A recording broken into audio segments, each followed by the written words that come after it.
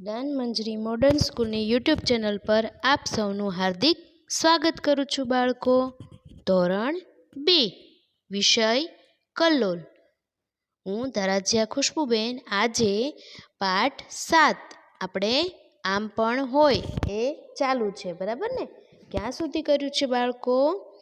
તેમાં આપણે આ ગીતડું જે ગાવાનું છે, ગીત ચાલુ ગીતડું ગાઈએ એ છે ને, એ થઈ ગયું છે, બરાબર છે ને? પછી સમાચાર પણ વાંચ્યા હતા, બરાબર? અને હવે તમે બધા પાના નંબર પણ લખી લીધા હશે।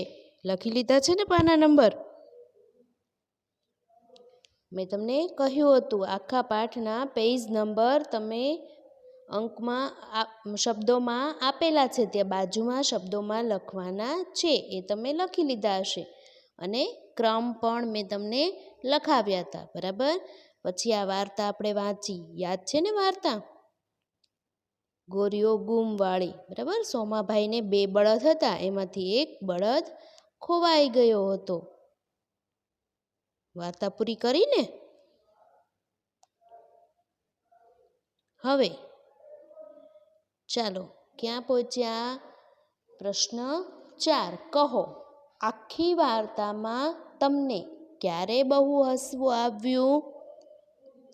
આ વાર્તામાં તમને ક્યારે બહુ હસવું આવ્યું?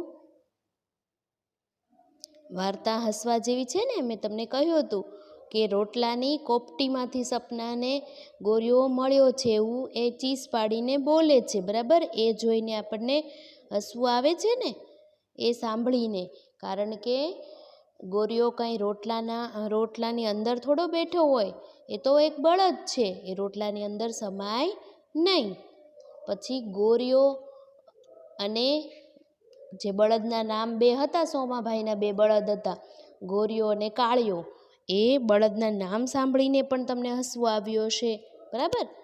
તો આ વાર્તામાં આપણને મજા આવી। તો આપણા જીવનમાં પણ આવું જ અલગ અલગ હસવાનું ક્યારેક ક્યારેક બને છે, બરાબર છે ને?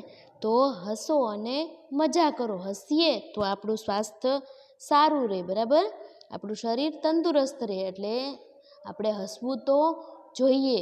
તો એટલા માટે જ આ પાઠ અહીંયા તમને મૂક્યો છે, અને આ પાઠમાં આગળ પણ બધું એવું જ હસવાનું, જોક્સ, વાર્તાઓ એવું બધું આવશે। તો તમને આ પાઠમાં બહુ જ મજા આવશે બાળકો। ચાલો એના પછી પ્રશ્ન 5 ચાલો હસીએ। ષટકોણમાં 5 લખ્યું છે ને તમે? એમાં પહેલું શું લખ્યું છે? પ્રવૃત્તિ કરવાની છે। આ હું અહીંથી બોલું એ પ્રમાણે તમારે હસવાનું છે, બરાબર? મોઢું બગાડીને હસો। ચાલો મોઢું બગાડીને હસો તો હું તમને જોઈ નહીં શકું, પણ તમે હું કહું એમ તો તમે કરી શકો ને? તમે એવી રીતે હસશો ને તો તમને મજા આવશે। પછી શું લખ્યું છે? જુદા જુદા પ્રાણીના ચાળા પાડીને હસો। જેમ કે મ્યાઉ બોલતા બોલતા હસવું, હાઉ હાઉ કરતા હસવું, બરાબર? એવી રીતે હસવાનું છે, પ્રાણીના અવાજ કાઢવાના છે। મ્યાઉ મ્યાઉ, પછી તમને હસવું આવે ને? તમે પોતે પ્રાણીના અવાજ કાઢો તો તમને હસવું આવે। કૂતરો બોલતો હોય એમ બોલવાનું, પછી ચકલી બોલતી હોય એમ ચી ચી ચી કરીને હસો, બરાબર? મજા આવી ને હસવાની? હવે શું છે? ગાંડાની જેમ હસો। તો ગાંડાની જેમ હસતા આવડે છે? ગાંડો હોય આખો દી હસ્યા જ કરતો હોય ને, એવી રીતે જોર જોરથી હસો। એના પછી ચોથી કઈ પ્રવૃત્તિ છે? કોઈ ગલીપચી કરે તેવું હસો। તમને કોઈ ગલીપચી કરે, કમરમાં તમને ગલીપચી થાય, ગળે તમને ગલીપચી થાય, બરાબર ને? તમને કોઈ એવી રીતે ગલીપચી કરે તો ગલગલિયા તમે કહો ને, કોઈ ગલીપચી કે અને કોઈ ગલગલિયા કે, એવું કોઈ તમારા મિત્ર કરે ત્યારે તમને જે હસવું આવે એવી રીતે હસો। હસ્યા બધા? 5મું છે તમારા પપ્પા કે મમ્મીની જેમ હસો। તમારા પપ્પા મમ્મી જેમ ધીમે ધીમે હસતા હોય તો એમ, ઝડપથી હસતા હોય તો એવી રીતે હસો।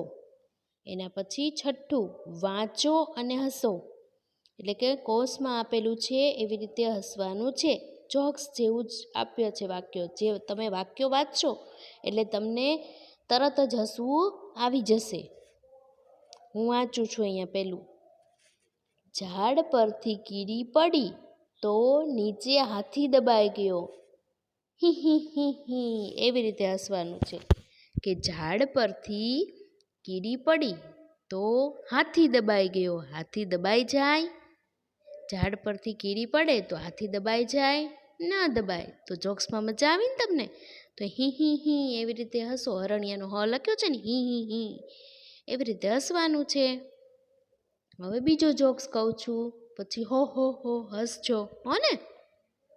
ઉડતા ઉડતા કાગડો એક આંખ બંધ કરી અડધું ઊંઘી ગયો. બોલો, કાગડો ઉડતા ઉડતા ઊંઘી ગયો. હસવું આવ્યું ને?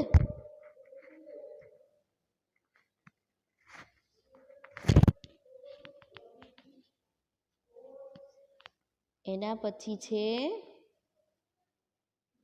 પતંગે દોરી છોડવા માટે ફિરકીને મિસ કોલ કર્યો. હવે તો ઉત્તરાયણ ગઈ છે તો તમને પતંગ ને દોરી ને એવું બધું તો અમસ્તું બહુ જ યાદ આવતું હશે. હજુ પતંગ ચગાવવાનું મન થતું હશે. થાય છે ને? પતંગે દોરી છોડવા માટે ફિરકીને મિસ કોલ કર્યો. હસવું આવ્યું ને? એના પછી ચોથું, મેં તો ડબ્બામાંથી કંઈ નહીં કાઢીને પેટ ભરીને ખાધું. કંઈ નહીં કાઢીને, ડબ્બામાંથી કંઈ નહીં એવું કાઢ્યું એટલે ડબ્બો ખાલી હતો.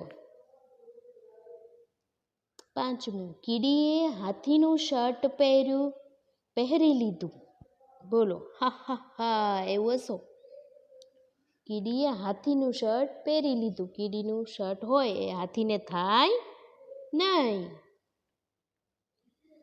એના પછી છઠ્ઠું છે, મચ્છરે માઇકમાં ગીત ગાયું. મચ્છર ગીત ગાય છે.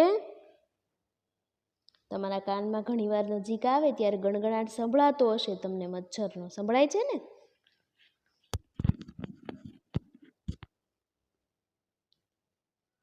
એના પછી છે બળદે ખાવા માટે ઘાસનું તણખલું તોડ્યું તો તેના ઉપર સોમાભાઈ બેઠા હતા. બળદ તણખલું તોડીને લઈ શકે અને એના ઉપર સોમાભાઈ બેસી શકે નહીં. મજા આવી ને હસવાની આ બધું સાંભળ્યું એટલે. એના પછી છે વાતચીત. હવે આપણે વાતચીત કરવાની છે. પ્રશ્નો આપ્યા છે ગોરીઓ ગુમ વાર્તા છે ને એના, પણ તમારે જવાબ લખવાના નથી, માત્ર સાંભળવાના છે. પહેલો સવાલ શું છે? સોમાભાઈના બંને બળદના નવા નામ પાડો. કાળિયો ને ગોરીઓ આપેલા છે તો તમે બીજા કોઈ પણ નામ પાડો. મોટું પતલું, ગમે તમને એવું નામ. મોટું પતલું જોક્સ જોવો છો ને તમે? મોટું પતલું કાર્ટૂન જોવો છો ને, એમાં આવે છે ને મોટું પતલું.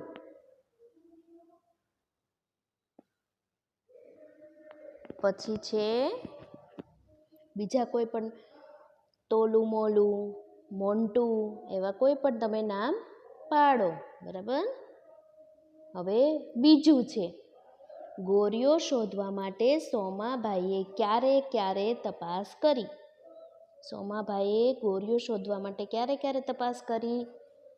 તો કે પહેલાં તો જ્યારે ગુમ થયો તરત આખા ખેતરમાં ગોરિયાને શોધ્યો. બરાબર? પછી બાજરી વાવતી વખતે શોધ્યો. બાજરી પાકી ગઈ બધી અને ડુંડા લણતા ગોરિયાને શોધ્યો.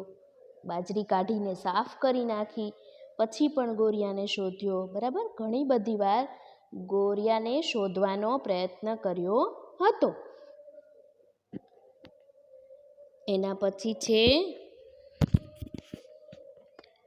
ત્રીજું, છેલ્લે ગોરિયો ક્યાંથી મળ્યો? છેલ્લે તમને ગોરિયો છે એ ક્યાંથી મળ્યો? તો કે રોટલાની કોપટીમાંથી. બરાબર? રોટલાની કોપટીમાંથી ગોર્યો સપનાને મળ્યો હતો. એના પછીનો ચોથો સવાલ, ગોર્યો મળ્યો તે તમને સાચું લાગે છે કે ગપ્પુ? ગોર્યો મળ્યો એ તમને સાચું લાગે છે કે ગપ્પુ? તો કે કેવું લાગે છે? ગપ્પુ. કારણ કે રોટલાની કોપટીમાં ગોર્યો હોય નહીં.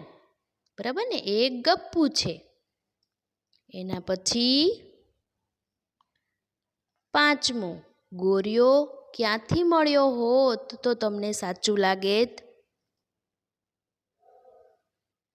ગોર્યો છે એ ખેતરમાંથી મળ્યો હોત કે ગામના કોઈ બીજી વાડીમાંથી મળ્યો હોત તો સાચું લાગેત. બરાબર ને? એના પછી પાછળ પેજ ફેરવો.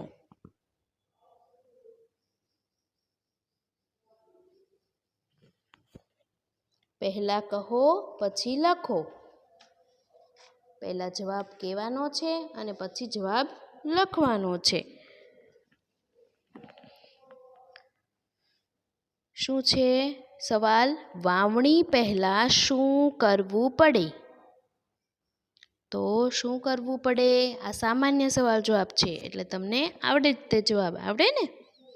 વાવણી પહેલા ખેતર ખેડવું પડે.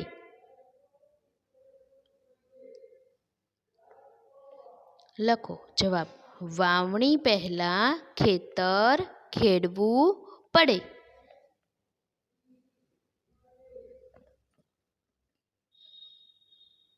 સાંભળીને શાંતિથી સરસ અક્ષરે જવાબ લખજો.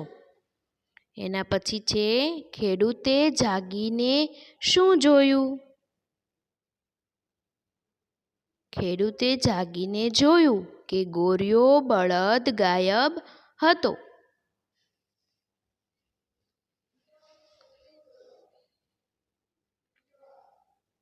બરાબર ને? ખેડૂતે જાગીને જોયું કે ગોર્યો બળદ ગાયબ હતો. એના પછી ત્રીજો, ગોર્યો રોટલાને બદલે ક્યાંથી મળ્યો હોત તો પણ તમને એ ગપ્પુ જ લાગ્યું હોત? તો જવાબ આવશે બાજરામાં. બાજરાના ડુંડા હોય ને એમાં દેખાયો હોત તો ગપ્પુ જ લાગેત. બરાબર? બાજરામાં દેખાયો હોત તો ગપ્પુ જ લાગેત. એના પછી નવમું, વાર્તામાં જે સૌથી પહેલાં થયું તે પહેલા નંબરે અને પછી થયું તે બીજા નંબરે એમ 5 વાક્યો ગોઠવીને ફરીથી લખો. પહેલાં આપણે બધા વાક્યો વાંચી લઈએ. બરાબર?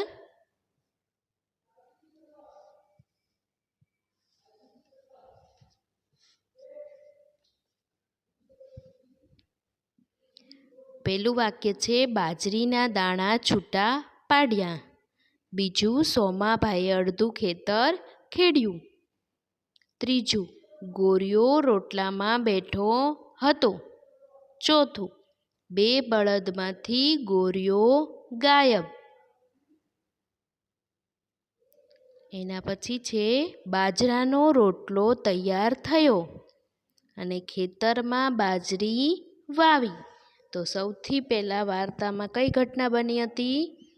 સોમાભાઈએ અડધું ખેતર ખેડ્યું. બીજું વાક્ય છે અહીંયા પહેલા વાક્યમાં લખવાનું છે. જો આ બીજું વાક્ય છે ને એ અહીંયા લખવાનું છે. સોમાભાઈએ અડધું ખેતર ખેડ્યું. આ બીજું વાક્ય.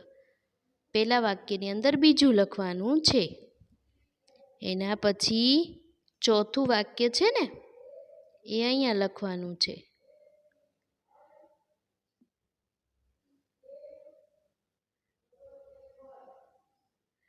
પહેલા બીજું અને પછી ચોથું. એના પછી શું આવે? ગોર્યો ગાયબ થયા પછી છઠ્ઠું વાક્ય છે ને એ ત્રીજામાં લખવાનું છે. આ છઠ્ઠું વાક્ય અહીંયા ત્રીજામાં. પછી બાજરીના દાણા છૂટા પાડ્યા, પહેલું વાક્ય.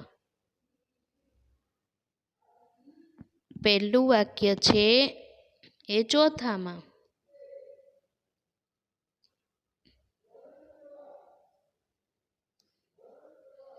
અહીંયા પહેલું, બરાબર. અને પછી બાજરાનો રોટલો તૈયાર થયો, પાંચમું વાક્ય છે ને એને એ જ પાંચમા વાક્યમાં લખવાનું છે. અને છેલ્લું ગોરિયો રોટલામાં બેઠો હતો, ત્રીજું વાક્ય છે ને એ છઠ્ઠામાં લખવાનું છે. વાર્તાના ક્રમ પ્રમાણે લખવાનું છે. શું આવશે? સોમાભાઈએ અડધું ખેતર ખેડ્યું, બીજું વાક્ય છે એ પહેલાં આવશે, એટલે ક્રમ તમને કહી દઉં. બીજું, પછી આવશે ચોથું, પછી આવશે છઠ્ઠું, પછી આવશે પહેલું, પછી પાંચમામાં પાંચમું, અને છઠ્ઠાની અંદર ત્રીજું. બરાબર, આવી રીતે વાક્યો જોઈને જ લખવાના છે, એટલે હું લખતી નથી. તમારે એ રીતે મેં જેમ કહ્યું એ રીતે વાક્યો લખવાના છે. ચાલો ગાઈએ ગીતડું, 1.5 ફૂટની દાઢી ને 4 ફૂટની ચોટલી. આપણે ગાયું હતું ને એ જ ગીત છે. તમારે ગીતડું ફરીથી ગાવાનું છે. હવે એક જોક્સ છે. અલી અને કિશન એ બે મિત્રો છે. એ પરસ્પર બંને જે વાતો કરે છે એનો જોક્સ છે, સાંભળો. અલી કહે છે, આ બસ કેટલી ધીમી ચાલે છે? કિશન એમ કહે છે, ક્યારે ઘરે પહોંચીશું આપણે? તો અલી કહે છે, અરે બસ કરતાં તો આપણે ઝડપથી દોડતા હોઈશું. એમ કહે છે, બસ કેટલી ધીમી ચાલે છે અને ઘરે જલ્દી પહોંચવું છે. તો કિશન એમ કહે છે, તો પછી ચાલને બસને ખિસ્સામાં મૂકી દોડતા દોડતા ઘરે પહોંચી જઈએ. શું કરીએ? બસને ખિસ્સામાં મૂકી દઈએ અને દોડતા દોડતા ઘરે પહોંચી જઈએ. તો અલી કહે છે, પણ મારું ખિસ્સું તો ફાટેલું છે. શું કીધું અલીએ? મારું ખિસ્સું ફાટેલું છે, બસ પડી જાય ને. તો કિશન એમ કહે છે, ઓહ, તો તેમાંથી બસ નીચે પડી જશે. અલી, એક કામ કર, બસને તારા લંચ બોક્સમાં મૂકી દે. તો કિશન હસે છે, હા હા હા હા. તો શું કહે છે કે બસને લંચ બોક્સમાં મૂકી દે. તો કિશન હસવા માંડે છે, બરાબર. તો આ બસને આપણે ખિસ્સામાં કે લંચ બોક્સમાં મૂકી શકીએ નહીં. તો કેવી સરસ બંને મિત્રો વાતો કરતા હતા. મજા આવી ને? એના પછી ભીમકુમારના કામ છે. એ નાનો બાળક છે ને જે ભીમકુમાર, એને એના કામ સાથે જોડવાના છે. તો પહેલા ચિત્રની અંદર ભીમકુમાર શું કરે છે? તો કે ભીમકુમાર કપડાથી ચાંદો સાફ કરે છે. શું કરે છે? ચાંદો. તો આવી રીતે સ્કેલની મદદથી તમે આવી રીતે જોડજો કે ભીમકુમાર છે એ કપડાથી ચાંદો સાફ કરે છે. પહેલા ચિત્રમાં એવું બતાવ્યું છે. એના પછી બીજું છે, ભીમકુમાર શું કરે છે? બસ ચલાવે છે. કેવી રીતે? બસને ધક્કો મારીને. ભીમકુમાર બસ ચલાવે છે એવું લખ્યું છે ને, એની સામે જોડો.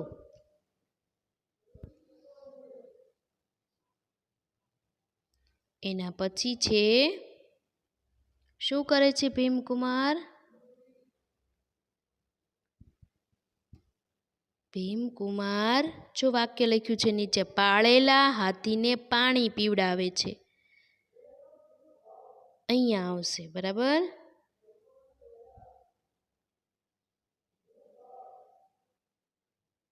થઈ ગયું. પછી છે ભીમકુમાર બ્રશ કરે છે.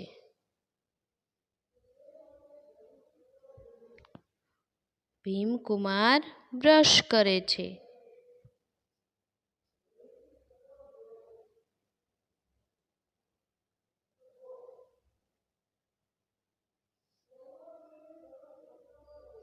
એના પછી શું કરે છે ભીમકુમાર? કસરત કરે છે. ભીમકુમાર કસરત કરે છે.